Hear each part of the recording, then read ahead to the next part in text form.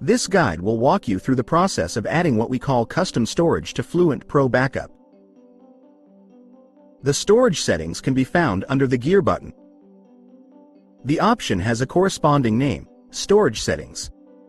When you sign up to FluentPro Backup, you will be provided with the FluentPro supplied Azure storage. If such option works for you, you are welcome to use this storage. All backup data is encrypted to ensure a high confidentiality and security level.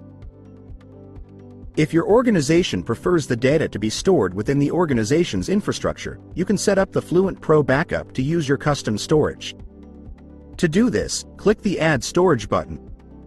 Currently, two types of custom storage are supported: your own Azure storage account or Amazon S3 bucket. Only the FluentPro Backup account owner and users with an admin role have permission to change the storage. For Amazon S3 bucket storage, you will need to provide the bucket name, client ID, secret, and region. Let's add Azure storage as an example. To add your custom Azure storage, provide the account name, access key, and container name. Then click Save. Make sure the radio button is set next to your newly added storage option and click Save. Remember, from this moment on you are in charge of the storage. The custom storage you add should have enough space to store all the data you plan to back up.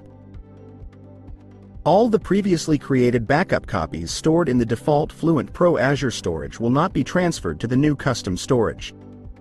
They will continue to be saved in the default storage until they are removed according to the selected retention policies. You can always switch back to the default FluentPro storage if there is such a need. If you change the storage when the backup is in progress, the launched backup will be saved to the storage specified when the backup process was launched.